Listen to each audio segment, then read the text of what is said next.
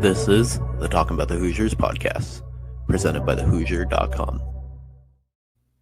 It's been a long offseason, but it's finally over. Indiana basketball's back. That means the postgame wrap-ups are back in, new brand. We're the Hoosier.com postgame wrap-up now, Kyler. Obviously, you're at Assembly Hall, so you kind of got to feel it, like how it felt, I guess, firsthand. There was a lot to like, but let's just talk about that, the atmosphere. What was it like the start of the Darian DeVries era? Yeah, first of all, it is great to say that college basketball is officially back.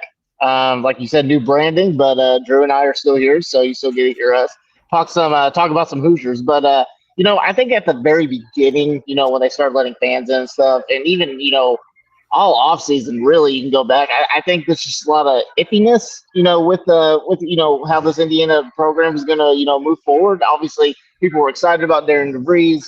A lot of their attention, a lot of Indiana fans' attentions were, geared toward the football team right now and everything. So it's just kind of basketball is just kind of, we're going to wait and see what happened. And, as the ball tipped off, and Indiana started showing their pace of play in front of the fans. And I got to say, it was a really good crowd for a late night game on a Wednesday night at Assembly Hall against an opponent that, obviously they beat 98-51. But when they started showing their, pace of play, how fast they were playing, their shooting, Lamar Wilkerson hitting some deep threes, Tucker DeVries doing his thing. And then, Reed Bailey, Sam Alexis, those guys really putting on a show.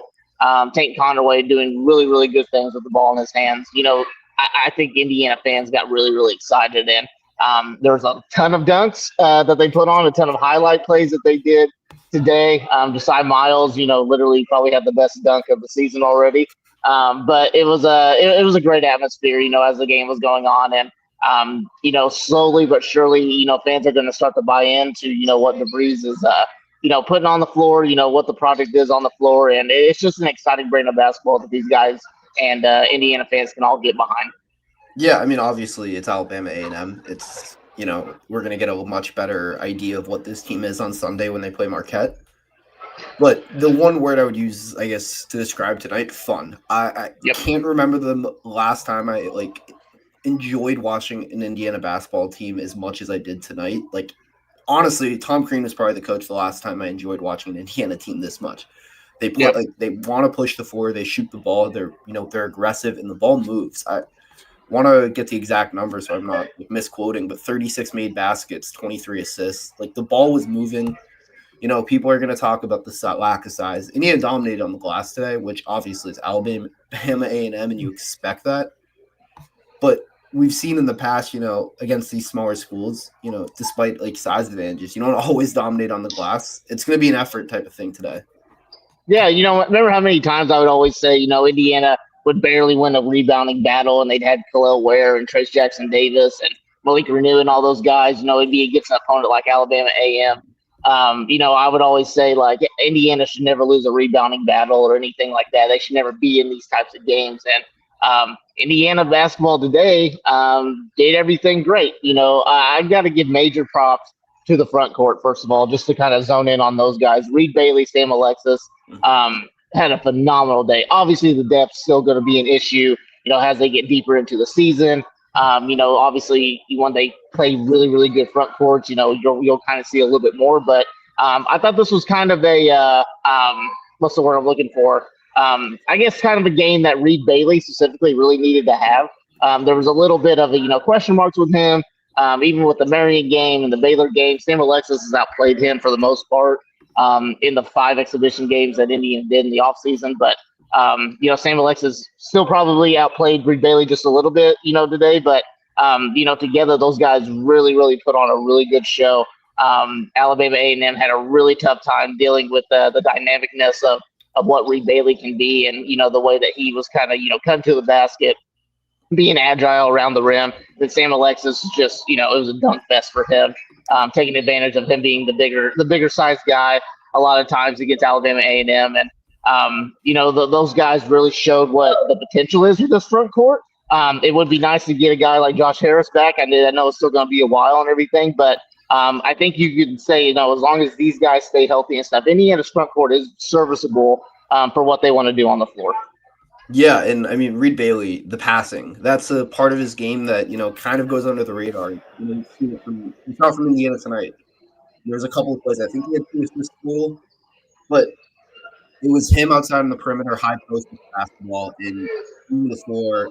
One of them, or I think it was 2 different Tucker DeVries cuts for open layups, and no hesitation from Reed Bailey. The ball is moving, but the fact you have like your 1 through 5 great for each other is something not a lot of teams have, and it's going to make Indiana very tough to defend, especially for shooting. I mean, we got to talk about Lamar Wilkerson. Yeah. Ultimate green light, and deservedly so. I think I want to find his exact numbers. Finished with 19 tonight, 4 for 10 from 3. 4 for 10 is probably the worst he could have shot from 3. And it was funny because he took some ridiculously tough shots and buried them, and then the one wide open standstill catch and shoot 3 he had the entire night he missed. Just kind of a funny how that works, but a shooter like him, he's one of those guys, every single time he puts the ball up, I think it's going in. Yeah, and the funny thing is, as I'm standing here right now, I'm looking at Lamar Wilkerson, and he's got a huge line of people that are lined up to get some autographs from him and everything. But so fun to see that and everything. Obviously, the Indiana fans have bought into Lamar Wilkerson, but you mentioned it, green light. He's absolutely got it. DeVries, made a promise to him. Obviously, the NIL was a factor, but made a promise to him. You come in here, you can be the star. You got the green light. Do what you do best and shoot the ball. And that's what he did. 4 and 10, he's going to have nights like that. But, for a guy that's a pure shooter like that, that's obviously a given, right? And that's going to be given with this Indiana team as well. They're going to shoot the ball a lot, and some nights they may not, shoot the ball extremely well, and that obviously could hurt them. But I do like the fact that, and again, we haven't seen it fully. We saw it against Baylor. I would argue that. But, this defense that they have on the floor, it's intense. It's tough. They're really good with their defensive assignments, I thought. And they don't give up easy points. I thought that they put Alabama A&M into some poor shooting moments tonight, some really, really poor shooting moments. And I don't care who the opponent is. If you're a defense that can force the other team to shoot the ball in really poor ways, you're doing a really good job. So, but yeah, Lamar Wilkerson, 19 points, 4 of 10. Reed Bailey, leading scorer, was 21 points. Yeah. Tucker DeVries added 18 points. Sam Alexis, 17 points. Dayton Conaway, 14 points. So, they got pretty much everybody on the floor that scored. Connor Enright was the only one that was scoreless out of the starting group. But he did some really good things as well. Obviously, he's a defender. He's a defensive guy.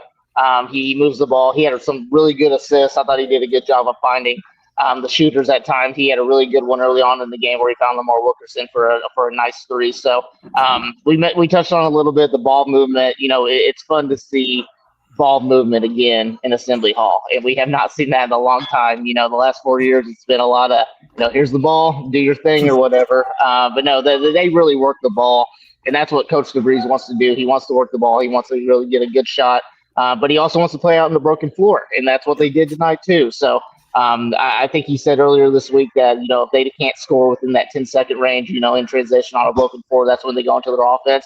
And I thought they did a really good job of balancing that out today. So you mentioned it, fun. It was just a really fun atmosphere, and it's a really fun, modern style brand of basketball. Yeah, I want to get back to the defense, though. It's no secret Indiana's undersized. We've talked about it so much. And how do you, I guess, make up for that lack of size? Well, let me just say one thing. When we say undersized, it's undersized at one position. It's the center. You look at the rest of the roster, especially the wings. Indiana has a lot of big wings at length at the 2 through 3, 2-4 position. But how do you make up for, maybe the lack of size at the center position? You play physical, you play aggressive on defense, and we saw that. It starts with Connor Enright and Kane Conaway picking up the ball. How many times did Connor Enright force the Alabama A&M starting point guard to not bring the basketball up the court because he was picking them up full court? A lot of the times. Yeah, and it's such a small thing, but it makes it that much harder for them to get into their offensive set, and it delays them by maybe it's a 3-second delay for them getting into that set, but those 3 seconds make a huge difference when it comes to getting into a half-court set. And then Lamar Wilkerson, 3 steals. We saw Tucker DeVries play. These guys are going to play physical. They're going to be aggressive. They're going to foul, and that's just part of it. That's just how they're going to play. 18 fouls today for Indiana compared to, I think, 16 for Alabama A&M. But that's not a surprise. This Indiana team is going to play aggressive. They're going to take risks, and sometimes those risks are going to lead to open threes, open layups, and fouls. Other times they're going to lead to transition points for Indiana. So it's finding that balance between managing risk and like taking the right risks. And I think, as the season goes on, we're going to see that improve. But this defense is going to be really aggressive. And obviously it's Alabama A&M. It's hard to be like, oh, this was, unbelievable performance. Because let's face it, if Indiana didn't play like they did tonight, we would be talking, there's some concerns. So hear the buzzer go off in the back. But I think Lamar Wilkerson just hit another 3 if that's true. Yeah, count it. But so much to like, and we got to get to Tucker DeVries. Obviously, 2,000 points tonight. Hell of an accomplishment from him. But not just that. I mean, he did everything. 18 points, 11 rebounds, 4 assists. We mentioned, like I've said it all offseason, I don't think he might not lead this team in scoring, but he's going to be this team's best player because he does everything. And it's a collective for Indiana. They can get rebounds from a ton of different places. Reed Bailey's the biggest guy on this team, or the tallest guy on this team. He had 5 rebounds, but you have Sam Alexis with 8, Tucker DeVries with 11, Josiah Miles 4 off the bench. It's going to be a collective rebound in the basketball for this team, and they're going to need to do it as a team. You need 5 guys to rebound the way this roster's set up. Yeah, everything's going to start with Tucker DeVries, right? That's going to be, the nucleus of this team. That's where, obviously you got to focus in on Lamar Wilkerson as well. But with Tucker DeVries, and we mentioned it all offseason, when he came to Indiana, he's just so productive in every part of the floor, right? And he's got a high IQ. He just knows how to play the game. And when you watch him, it's a pro style approach, right? And that's just what he does. The things that he does translates to the NBA level. He's got the size, he's got the smarts, he's got the skill, most of all. So, really, really good showing from him and everything. And he's very unselfish too. And, he knows that Lamar Wilkerson helps them in a lot of ways. He did a really good job. I tweeted something out earlier.